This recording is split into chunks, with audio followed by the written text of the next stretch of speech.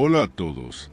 Hoy exploraremos el enigmático caso de una niña que desapareció, sin dejar rastro tras bajarse del autobús escolar a pocos metros de su casa.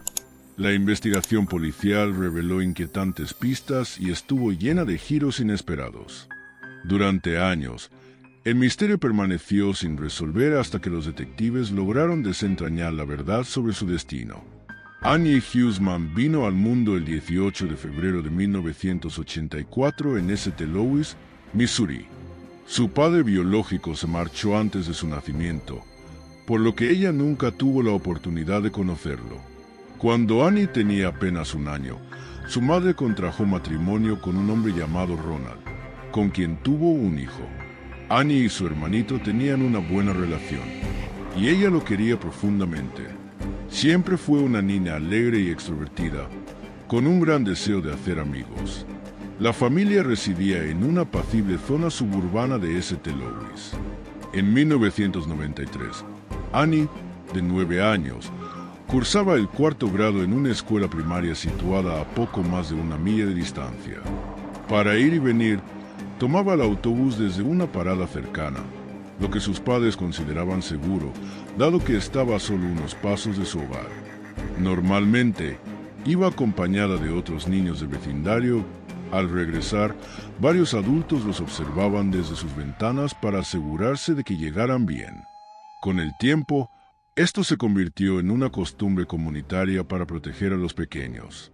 El 18 de noviembre, como cualquier otro día, Annie asistió a la escuela y finalizó sus clases a las 3 de la tarde.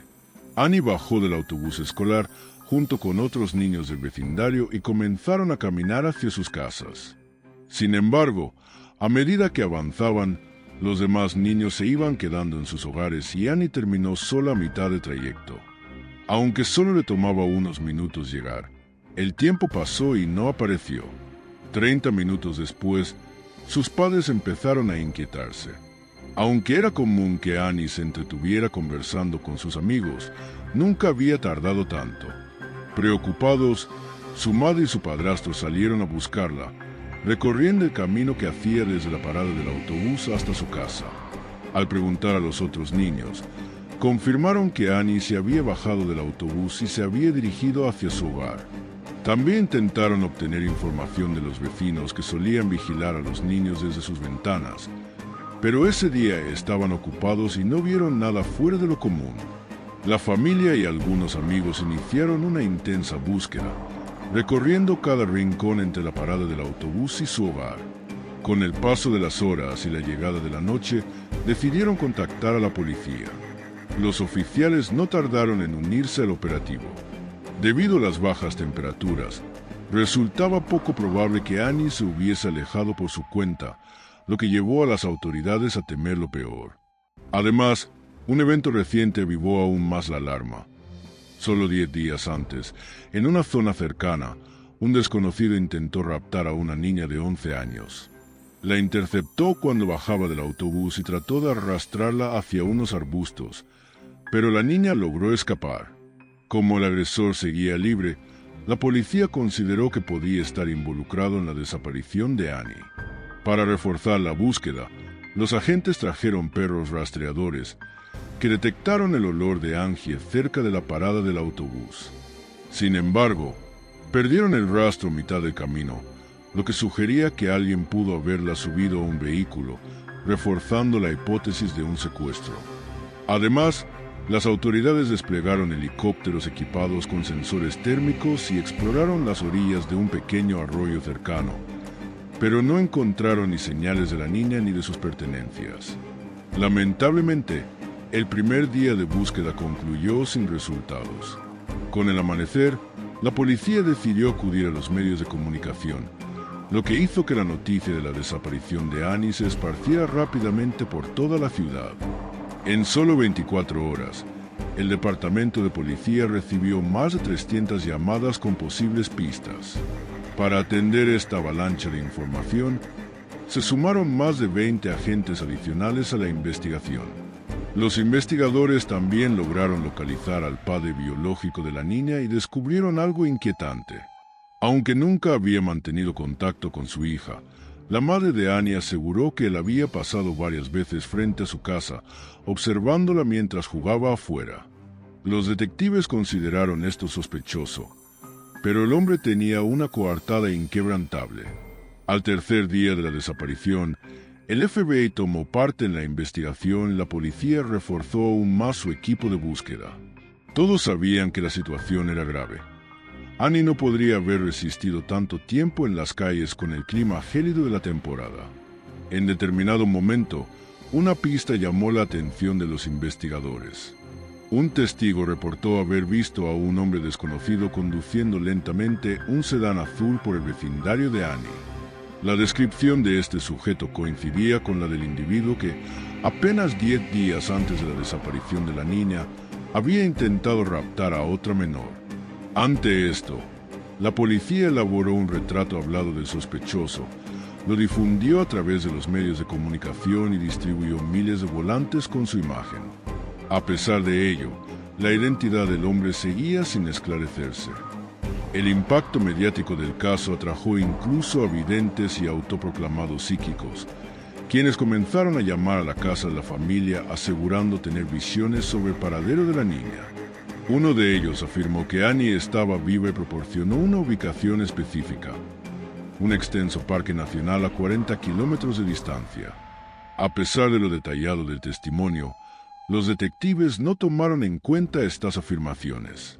Para incentivar la cooperación del público, se ofreció una recompensa de $10,000 a quien proporcionara información que ayudara a encontrar a Annie.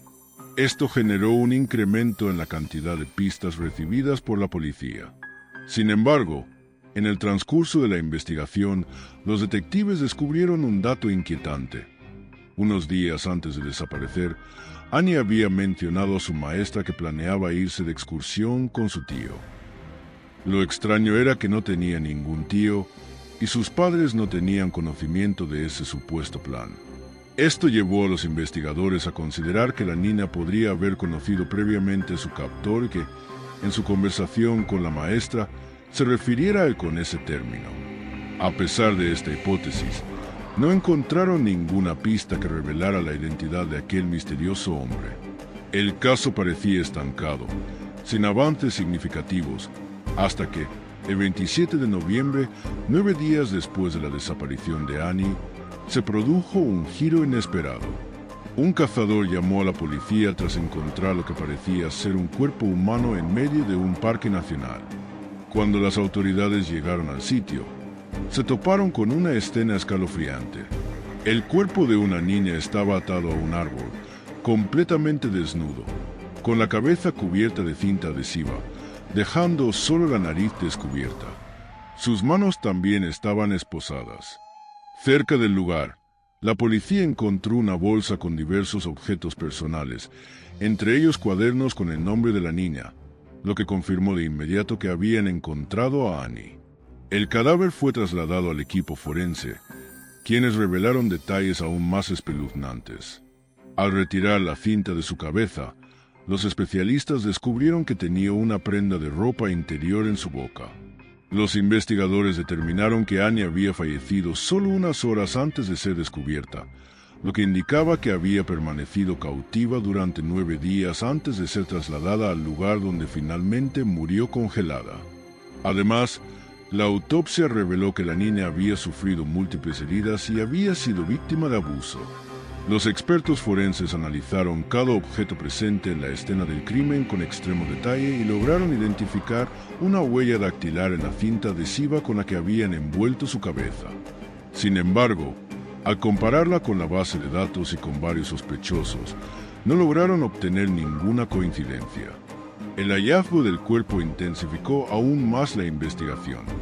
La policía redobló esfuerzos, mientras que la comunidad quedó en estado de pánico. Los padres tomaron medidas extremas para proteger a sus hijos. Los acompañaban en todo momento, los recogían en las paradas de autobús y no los dejaban solos ni un segundo. El miedo se convirtió en terror unos días después, cuando el 1 de diciembre otra niña, Casey, de 10 años, desapareció en un pueblo ubicado a tan solo 10 millas del hogar de Annie. Casey había pedido permiso a su madre para ir a la casa de unas amigas que vivían a solo unos metros de distancia, pero nunca llegó a su destino. A pesar de los esfuerzos de la policía, la niña no pudo ser localizada y los detectives comenzaron a temer que estuvieran lidiando con un asesino en serie. Aunque sospechaban que el mismo responsable podía estar detrás de ambos casos, no tenían ninguna evidencia concreta para confirmarlo. El caso dio un giro aún más aterrador cuando, 10 días después, el cuerpo de Casey fue encontrado en St. Louis. Estaba envuelto en 2 sábanas y cubierto con una cortina rosa. La autopsia determinó que había muerto debido a fuertes golpes en la cabeza. A pesar de la magnitud del crimen, los investigadores no lograron encontrar ninguna pista que los acercara al asesino. Los detectives comenzaron a considerar que las muertes de Annie y Casey podían haber sido obra de personas diferentes. La brutalidad de los crímenes presentaba notables diferencias, lo que los llevó a pensar que podrían estar lidiando con 2 asesinos distintos en un corto periodo de tiempo. El caso tomó un giro importante cuando los detectives hallaron el cuerpo de Casey y descubrieron huellas de neumáticos en la escena. Enviaron las imágenes a especialistas, quienes concluyeron que pertenecían a una camioneta de una reconocida empresa de alquiler de vehículos. Con esta pista en mano, los agentes entrevistaron a los vecinos de Casey, preguntando si alguien había visto un vehículo de esa empresa, ya que sus llamativos logotipos los hacían fáciles de reconocer. Fue entonces cuando una mujer recordó haber visto una camioneta de esa compañía estacionada cerca de la casa de un vecino, aproximadamente una semana después de la desaparición de Casey. La policía investigó a los residentes de la vivienda, una mujer que vivía con su pareja y su hermano. Al ser interrogada, negó tener relación con el caso y aseguró que ninguno de ellos había rentado un vehículo, pero los detectives no quedaron convencidos y solicitaron una orden de allanamiento. Durante la inspección del domicilio, los investigadores encontraron rastros de sangre en el sótano. Las pruebas forenses confirmaron que pertenecían a Casey. Además, descubrieron el arma utilizada en el crimen. Investigaciones adicionales revelaron que Thomas, el hermano de la mujer, había alquilado la camioneta sospechosa. Al ser interrogado, negó cualquier implicación, pero al verse acorralado por las pruebas, finalmente confesó. Thomas relató que Casey había llegado a su casa para invitar a sus sobrinos a jugar afuera.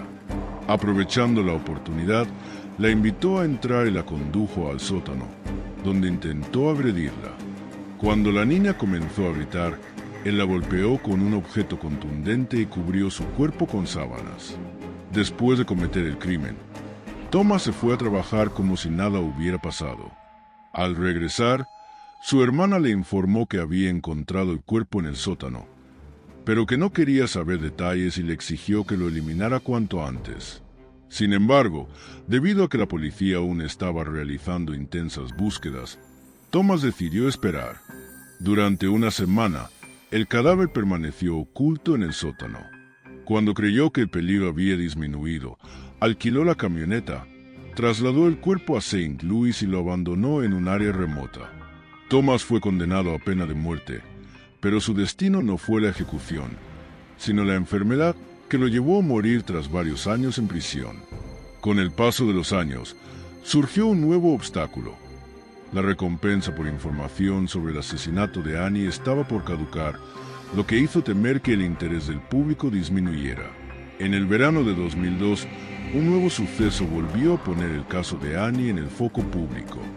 En otra zona de St. Louis, una niña de 6 años fue raptada en su hogar y asesinada. La policía investigó si este crimen tenía relación con el de Annie, pero rápidamente descartaron esa posibilidad. El responsable fue capturado en cuestión de horas. Se trataba de un vecino, quien confesó su crimen durante el interrogatorio.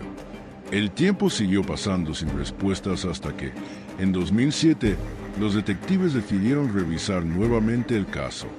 Al examinar los documentos, descubrieron un detalle inquietante.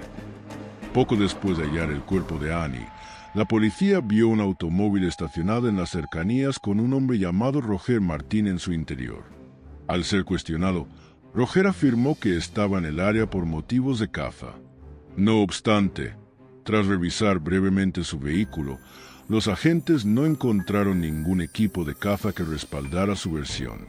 Este dato llamó la atención del nuevo equipo de investigación, que decidió profundizar en el historial de Roger. Descubrieron que tenía antecedentes por delitos contra menores y que, de hecho, una de sus víctimas había sido atacada cerca del lugar donde apareció el cuerpo de Annie. Lo más sorprendente era que estos crímenes ocurrieron antes del asesinato de la niña y su historial estaba en la base de datos, pero la policía nunca lo investigó a fondo en su momento. Con esta información, los detectives decidieron empezar de cero. Roger fue citado para un nuevo interrogatorio, donde insistió en que no tenía ninguna relación con el asesinato de Annie y que su presencia en la zona había sido una mera coincidencia. También afirmó que, en el momento en que la niña fue abandonada en ese lugar, él aún estaba en su trabajo. Sin embargo, la policía no logró verificar esta coartada. Luego de un intenso interrogatorio de 9 horas, los investigadores no lograron obtener información concluyente. Para avanzar con la investigación, los detectives tomaron sus huellas dactilares y las compararon con la que se encontró en la cinta adhesiva de la cabeza de Annie. El análisis forense determinó que no coincidían, por lo que Roger fue liberado. Aunque las autoridades no lo descartaron completamente como sospechoso, tampoco contaban con pruebas suficientes para incriminarlo. El caso permaneció sin avances significativos hasta 2018, cuando el Departamento de Policía de St. Louis formó un equipo especializado en revisar las pruebas con tecnología moderna. Con los avances científicos desde 1993, esperaban encontrar nuevas pistas. Su investigación se centró en 3 pruebas clave: las esposas, la cinta adhesiva que cubría la cabeza de Angie y su ropa interior usada como mordaza. Aunque los análisis previos no habían logrado extraer ADN del responsable, los detectives decidieron reexaminar los objetos con herramientas más avanzadas. El primer intento de los investigadores fue buscar rastros de ADN en las esposas, pero la tarea fue complicada, ya que estaban casi por completo cubiertas con la sangre de la víctima. Luego, dirigieron su atención a la cinta adhesiva que cubría la cabeza de Annie, pero se encontraron con un nuevo obstáculo. Al abrir la caja donde se guardaba la prueba, descubrieron que con el paso de los años la cinta se había desintegrado por completo. Como última alternativa, decidieron examinar la ropa interior de la niña. No tenían muchas expectativas de hallar ADN útil, ya que la prenda había estado en su boca durante varias horas, lo que podría haber borrado cualquier rastro de material genético ajeno. Aún así, usaron tecnología de última generación y revisaron minuciosamente cada fragmento de la tela. Finalmente, se produjo un gran avance. Encontraron una pequeña muestra de ADN desconocido, suficiente para un análisis detallado. Los expertos confirmaron que el ADN pertenecía a un hombre y lo subieron de inmediato a la base de datos del FBI. En la mayoría de los casos, estos registros no arrojan coincidencias inmediatas, lo que obliga a realizar investigaciones adicionales para identificar al sospechoso. Sin embargo, en esta ocasión, los detectives tuvieron suerte. Apenas cargaron la muestra, obtuvieron una coincidencia perfecta. El ADN correspondía a Earl Cox, un hombre de 58 años que llevaba encarcelado desde 2003. Hasta ese momento, Cox nunca había sido vinculado con el caso de Annie, pero su historial delictivo era largo y preocupante. Su primer antecedente criminal se remonta a 1982, cuando servía en el ejército en Alemania. Allí trabajaba como niñero a medio tiempo hasta que 4 niñas lo acusaron de abuso sexual. Fue condenado a 8 años de prisión en Estados Unidos y expulsado del ejército. Sin embargo, solo cumplió 3 años de su condena antes de ser liberado y trasladarse a St. Louis. 4 años después, él fue detenido nuevamente tras ser acusado de agresión sexual por 2 niñas de 7 años. Aunque los cargos se retiraron por falta de pruebas, su arresto infringió las condiciones de su libertad condicional, lo que le costó 1 año más en prisión. Al salir en 1992, se mudó a St. Louis, donde residían sus familiares. Un año más tarde, presuntamente secuestró y asesinó a Angie, un hecho que analizaremos más adelante. En 2002, Eal fue arrestado otra vez, esta vez por gestionar una plataforma anónima en Internet utilizada por depredadores para intercambiar contenido de explotación infantil. El FBI lo investigaba desde hacía tiempo, y Eal cayó en una trampa tendida por un agente encubierto que se hizo pasar por un adolescente de 14 años. Eal le envió dinero para un boleto de autobús y acudió al lugar pactado, donde fue recibido por agentes armados del FBI. Al revisar su computadora, encontraron 45,000 imágenes de abuso infantil y pruebas de que él era el líder de la plataforma. Esto permitió el arresto de 60 personas más vinculadas al sitio, en una de las operaciones más importantes contra pedófilos en el país. En 2003, Eal fue condenado a 10 años de prisión, pero al cumplir su sentencia, un juez se negó a liberarlo, amparándose en un vacío legal que permitía mantener en custodia a individuos considerados peligrosos para los niños. Así, permaneció encarcelado.